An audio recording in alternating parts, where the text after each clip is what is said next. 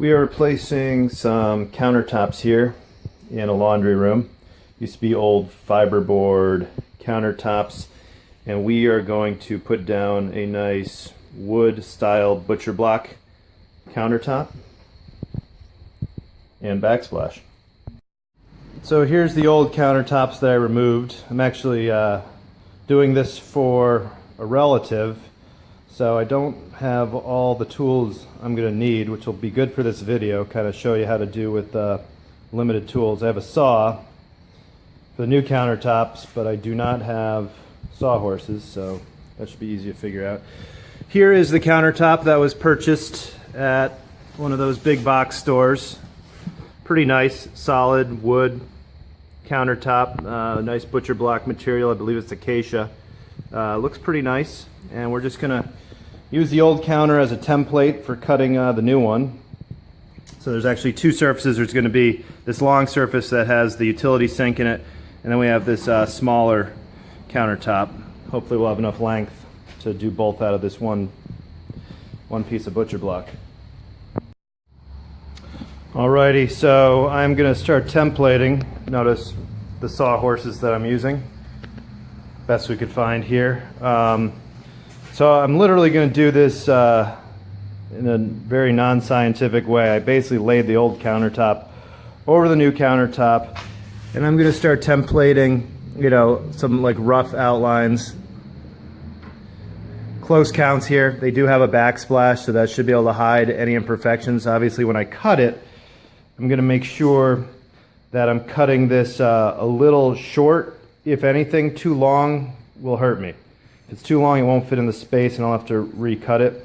If it's quarter of an inch, eighth of an inch too short, it'll still slide in, and the backsplash will cover the gap. Okay, so I actually drew in the template for the cutout for the sink. As you can see, you'll be able to see the turns.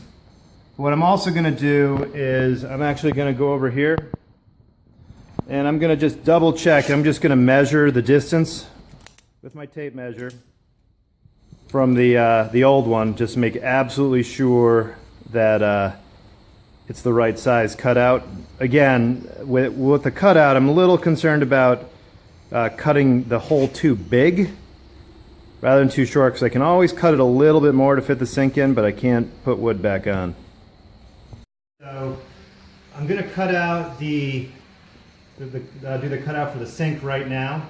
And again, with the sink portion, I'm going to err on cutting this a little smaller, just because I want to make sure that the sink can actually fit in and not drop through. If it drops through, if I cut it too big, that's a problem. So again, I don't have all the tools I typically use.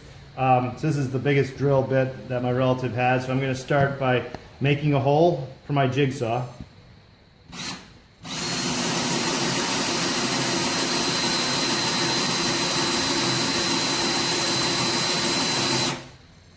Put the speed up a little higher.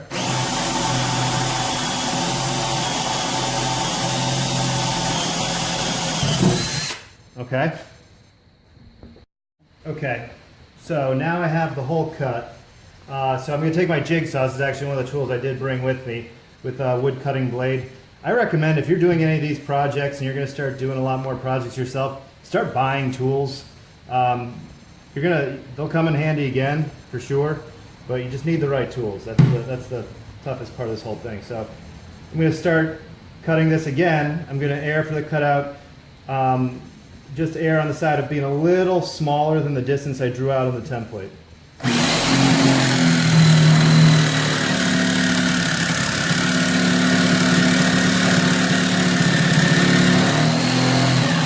Okay, so this jigsaw wasn't cutting it was just too slow, so I'm only going to use the jigsaw to do like the corners and parts where I really got to be careful.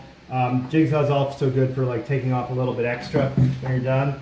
So what I do is I got it started out. If we come over here on top, you can see that I'm using this this guide here kind of as a way to make sure I stay within the lines. Again, I don't want to cut this too big. a little paranoid about that, so I'm using this guy just to make sure that I stay within the lines, and I'm using this reciprocating saw to do the fast cuts. This is all I have to work with right now. Again, I'm at a relative's house, so I'm just using what they have. Okay, so we just cut out the cutout. It's out now. It took a little while with the reciprocating saw and the jigsaw. Now we're going to try to do a dry fit of the sink. Dry fitting the sink, we still have to cut a little bit more, but remember I wanted to err on the side of not cutting this hole too large because I can't put the wood back. And after a little bit more cutting around, we have a nice tight fit of the sink around the butcher block. Looks pretty nice so far. Now I just need to cut the ends to size. Now I'm going to cut the ends with the circular saw to fit the measurements of the old countertop. Alrighty, so here we have the installed countertop. I had to make a couple more cuts just to squeeze it in along the sides, just to squeeze it in and jam it in. It was a little long, which is good.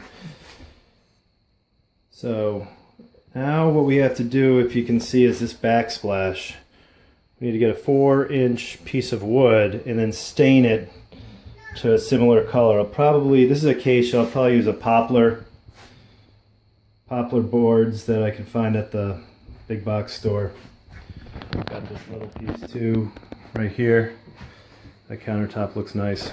Big improvement, I think, from the old yucky countertops. So now we gotta go get the backsplash boards.